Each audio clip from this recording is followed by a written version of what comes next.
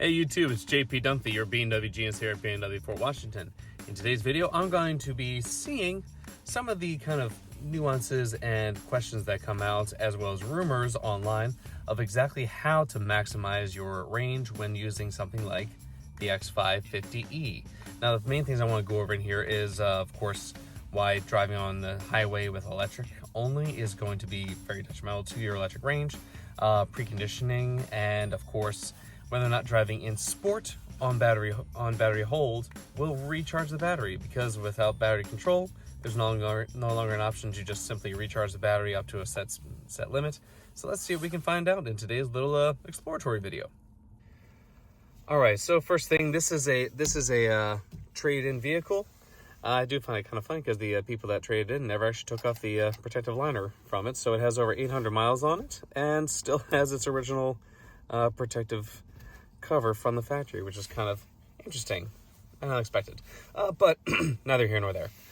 Main part I want to go over with this right now is, earlier I just did a short on this beforehand, but right now the total power that's coming out of the electric battery, as you can see, the little blue instead of the gas is being used for this part. One thing I want to show in this specifically, Jiminy Crickets, talking about tongue-tying for some reason, kind of between 1.2 or 1.9 and 2.2 kilowatts per hour needed. Now, when I originally started this up, this was not plugged in. I did not precondition, and I did a quick short on it.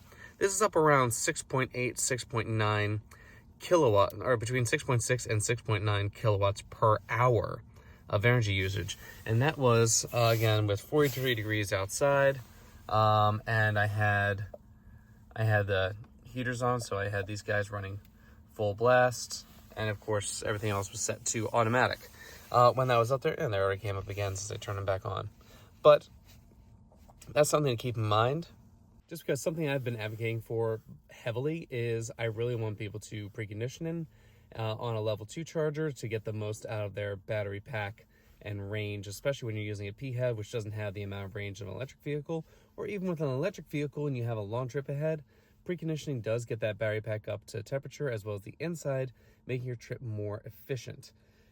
So with that, for safety reasons, I won't be doing this part while driving. Instead, I'm just going to simply drive, go to spot, tell you what's happening, give you a quick snapshot of it.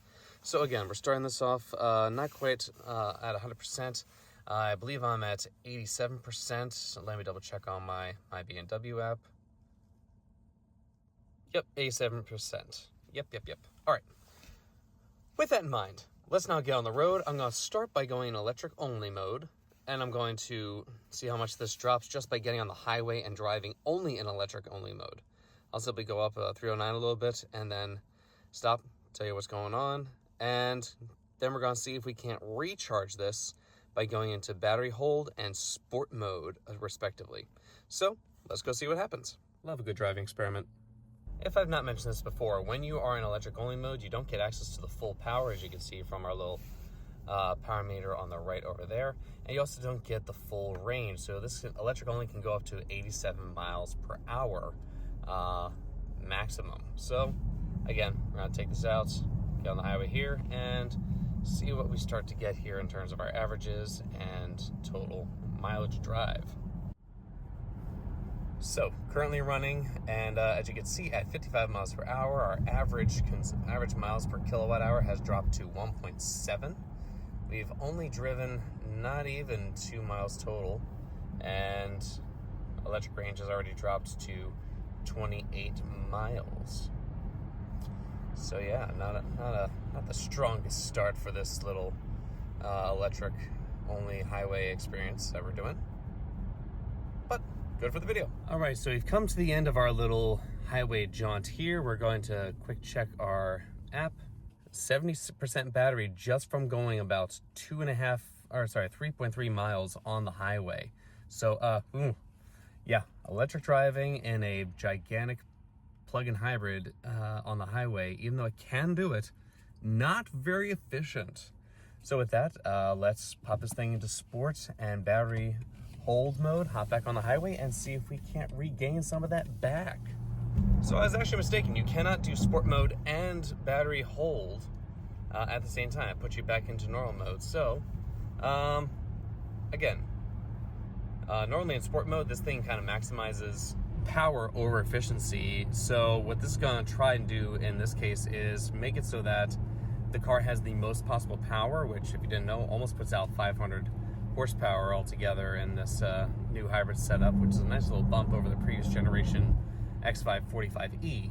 But driving down the highway in sport mode, which sounds nice, but I am noticing already that the average is coming up a little bit for actually everything. Damn. Gas average has gone up to 31.6 miles per gallon, and I'm up to 2.2 miles per kilowatt hour for the electric. So, but I'm going lightly on the throttle. That's sort of the key here. I'm going lightly on the throttle. I'm not using it as though I'm trying to backroad bomb here in this circumstance. So that's where the major change is here, and that sun is very bright. Jiminy crickets. But yeah, again, the idea behind this is this going to recharge the battery at all? So I'm going to take this down to Fort Washington, hop off there, and then turn back around on the highway again, do the exact same stint going the opposite way, that time in battery hold mode and in normal hybrid. So do that, and then finally last round coming back to the dealership again will be battery hold and hybrid mode with Eco Pro active. So let's see if any of these will actually get us some more battery charge without actually plugging in. So far this isn't showing too much in sense of that, just FYI. Still at 25 miles of electric only range, and let me check the app after I come to a stop. But my best bet is this is still going to be 70% battery.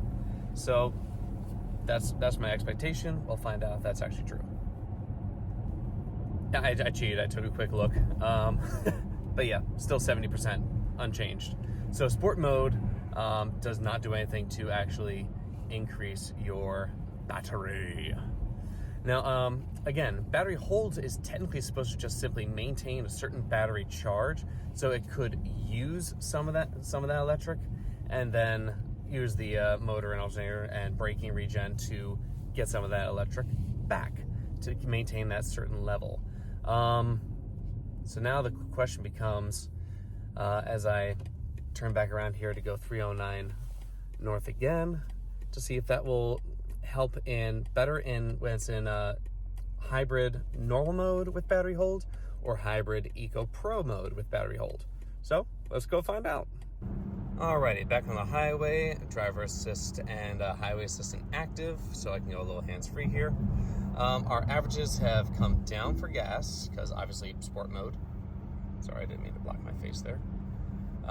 Because of sport mode, and electricity has gone up a little bit to 3.5 miles per kilowatt hour, but our range itself has not come up. I am currently in, oh stop it, I'm just gonna put my hands on this to deactivate that.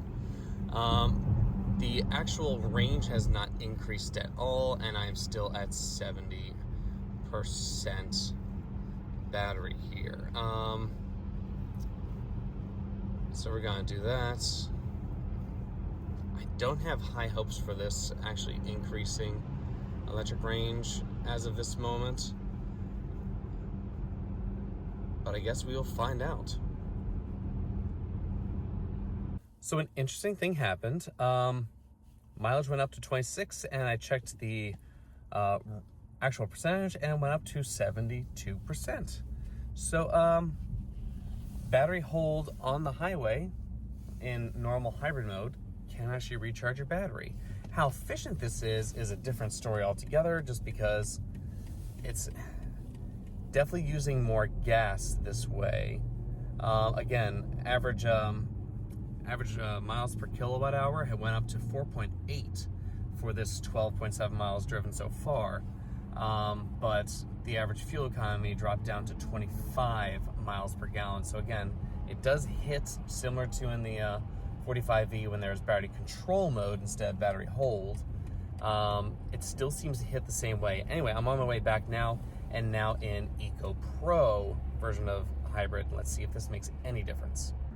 So another thing, apparently, once again, even in hybrid mode, when you're in Hybrid Eco Pro, there is no battery hold option. So instead it gives you our little tiny coach on here to kind of drive more efficiently. And let's see if we can maintain or increase our actual range at the end of this. But it seems like the go-to for maximizing your electric range would be simply hybrid with battery hold on. Obviously we'll confirm that in just a little bit. All right, come to the end of this little round again. As you can see, we've done a little bit better. So we've gained about 0.2 miles of total range efficiency. None of that was in electric. We actually dropped in electric range back down to 70%, down from 72 when we started this without battery hold. And yeah, so all this is very good information. Here, let me just move forward a little bit so we can get those averages again. There you go. So our general average actually went up. So we have 5.3 miles per kilowatt hour as our average during that one, and 30.1 miles per gallon. So our efficiencies went up all around, but we didn't regain anything in the process. So of course, the last little thing here is what I'm going to do now is I'm going to actually take this guy on a back road in normal hybrid mode with battery hold to see what that does as the final kind of test, and go from there. For this last little stint here, we do have a couple decent back roads that we use for our test drive route. I'm just going to keep this in battery hold mode, normal hybrid mode, just like when you start up, and see if just standard city stop and go back roads, non-spirited driving will do anything to increase our battery range if we're heading to, again, the circumstance being like I'm heading somewhere where I do not have access to a charger. And again, the whole reason for doing this is some people, when they do travel around, if you didn't know, you basically do not have access to the climatization option when we are driving with low battery. So because all of your heating elements are based on the heat pump runs off of the battery pack itself when basically doing the equivalent to remote starting. That means that we need to have battery in there. So if you're taking this thing up to, say, the mountains and it's cold and you know you're gonna want to have remote start, or in this case climatization for your plug-in hybrid, you need to have some battery to do it. So this is how to maximize that battery, and that's what kind of the idea behind this video is figuring out what is the best way to maximize it. Obviously, number one thing would be have a level 2 charger at any of the places that you would stay permanently. So if you have an extra home that's in the mountains, having a 240 volt 50 amp charge socket means that you could plug in your thing there, or at least a level 2 charger at that house would be the most efficient way. But if you don't, that's what this video is for. All right, spoiler alert. Driving around backcity driving, it does bump up above that 25-mile electric range, so it bumps up to about 72%. And then because it's only battery hold, not battery charge, it goes right back down to 25 and uses electric where it can, and then holds that 25 miles, 70% hold, which is when I set the battery hold to. So, yeah, not finding many good things about this situation here, if I do say so. I'm doing one last Hail Mary, and that's actually driving moderately in sport mode off highway, just to see if that might actually increase our range.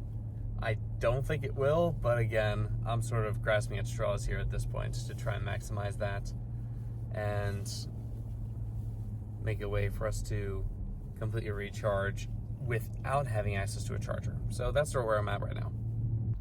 Interesting thing, sitting here, it's dipping down into the negatives, which means that in theory, right now, it's charging. All right, so for this test, we basically did a couple of runs downs up the highway, came back, we drove 20.3 miles total, and ended up with, 70%.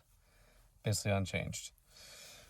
Okay, so not the best, but not the worst. It seems like basically what has come to pass here is that sport mode is strangely efficient at getting things recharged at the highway speed. Only as long as you're not actively trying super hard to accelerate and destroy anyone else on the road. So it helps, it goes, and because sport mode tries to give you the most power for the longest possible time, it maximizes rechargeability. You can't use battery hold in that process. Battery hold, again, during this entire process, simply holds the battery at a certain degree or a certain percentage, and then if it drops, it recharges, and then we'll use it back to that same percentage. It doesn't simply completely recharge back to the top. So in theory, if you really want to maximize your electric range, you can start in battery hold mode at 100% after you're charged up, and then hold that until you need to use the battery. And that seems to be the only way to really do this. So takeaway from all this: plug in as much as you can, maximize your electric range from being plugged in, as well as preconditioning. And if you want to simply be plug and go, hybrid mode is the way to go. Eco Pro does make you more efficient. It does not make you recharge in the process. So if you want to maximize your total efficiency, which is something this car is very good at, hybrid Eco Pro mode is the way to go. If you have a simple jaunt around town, within 20 to 30 miles, that's not highway driven, then electric only mode is the way for you. Then when you get back home, plug back into your level 2 charger. You'll be fully charged in about 3.5 hours. And that's the best way to use that. And then leave gas for your more long highway jaunts. And then if you are going somewhere, make sure you have a level 2 charger waiting for you. So that way, whenever you go there, or at least no level 2 chargers in the area. So if you want to precondition the battery for a trip back, especially if you're in really cold areas, that way you can still use that in the process. So again, ABCs always be charging with plug-in hybrid vehicles. And that's basically that. Hopefully this video gave you some information that you may or may not have known. And if you found this video helpful, as always, like, comment, share, and subscribe to the channel. It only helps us out in the process. And again, this is a little different video than what I normally do. So again, let me know if you found any of this helpful. And, have a great rest of your day. Thanks for tuning in. Oh, final thing that I completely forgot to mention as a small little bonus. Remember I mentioned that if you want to precondition on a battery, if preconditions on the battery, you need a certain amount of percentage. So it seems that kind of trigger percentage is 30%. So if you don't drop below 30% charge, then should be able to do it. Although I think it's, and at least what I've seen is that as long as you have above 10%, you can at least precondition for a little bit. But if you are driving and you say, look, I just want to save this because I know it's going to be super cold where I'm going, and I want to precondition for when I leave, 30% is the marker. So if you want to hit that battery hold at like 35%, that we have a little bit of buffer there as well, and that will get you where you need to go. And with that, again, now finally, thank you.